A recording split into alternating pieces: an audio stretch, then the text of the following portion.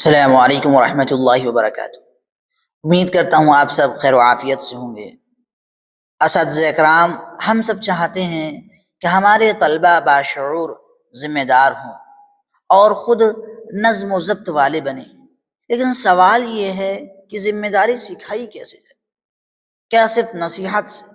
نہیں، ذمہ داری باتوں سے نہیں بلکہ عمل کے موقع سے پیدا ہوتی ہے۔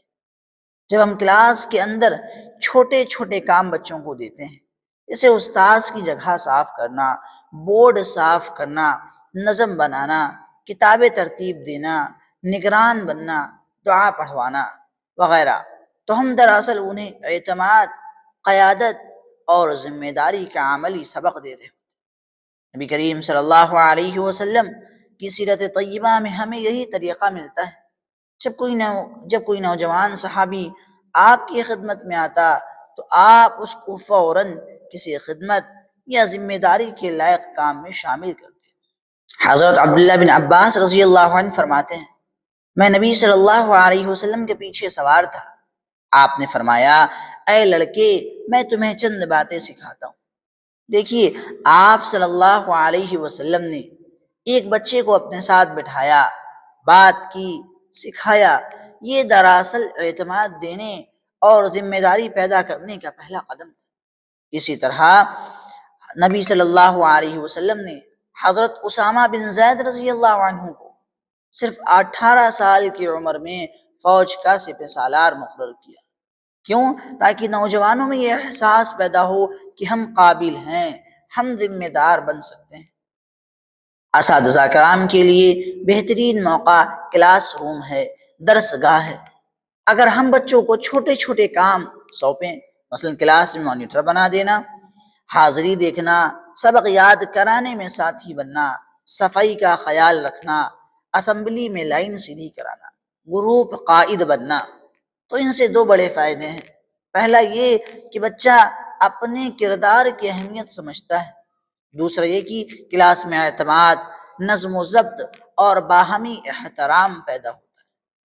جس شخص کو ذمہ داری دی جائے گی وہ آپ کے سامنے اپنی اصل پہچان ظاہر کرے گی۔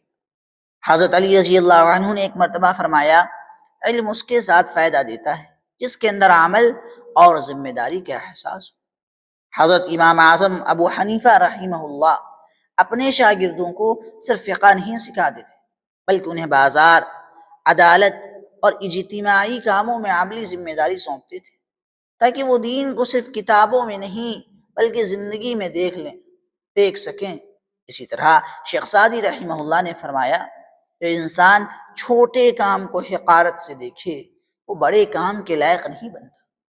بعض اساتذہ کرام سمجھتے ہیں کہ سختی سے ذمہ داری سکھائی جائے، حالانکہ اعتماد دینا زیادہ طاقتور اثر رکھتا ہے۔ جب آپ کسی بچے کو کہیں، بیٹا آج کلاس کی صف بندی تم کرو گے، تو وہ اندر سے خوش ہوتا ہے، خود کو اس قابل محسوس کرتا ہے اور پوری کوشش کرتا ہے کہ وہ پورا اترے۔ یہی مثبت تربیت ہے، اور یہی تربیت ایک بے حس طالب علم کو ذمہ دار انسان میں بدل دیتی ہے۔ یاد رکھیں، ذمہ داری سکھانے کے ساتھ ساتھ جواب دہی بھی ضروری ہے۔ نبی اکرم صلی اللہ علیہ وسلم نے جب کسی کو کام دیا تو بعد میں پوچھتے کیا معاملہ ہوا۔ یہ پوچھنا دراصل احتساب اور خود نگرانی کا سبق ہے۔ اسی طرح کلاس میں بھی اگر ہم بچے سے کہیں، بیٹا آج آپ نے اپنا کام کیسا کیا، تو وہ خود سوچنے لگتا ہے، اور یہ خود تربیت کی شروعات ہے۔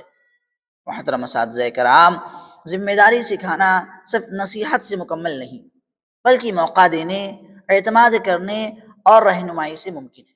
اگر ہم چاہتے ہیں کہ ہمارے طلبہ مستقبل کے قائد، عالم، مصلح اور خادم دین بنیں، تو آج سے ہی انہیں چھوٹے چھوٹے کاموں کا عادی بنائیں۔ یاد رکھیں، جو بچہ چھوٹے کاموں میں سچا، ایماندار اور منظم ہوگا، وہی کل بڑے منصب پر بھی دیانت اور ذمہ دار ثابت ہو۔ اور اگر یہ پیغام آپ کو فائدہ مند لگا تو اسے اپنے ساتھی اساتذہ کے ساتھ ضرور شیئر کریں، تاکہ ہم سب مل کر ایسے طلبہ تیار کریں جو علم کے ساتھ کردار اور ذمہ داری میں نمایاں ہوں۔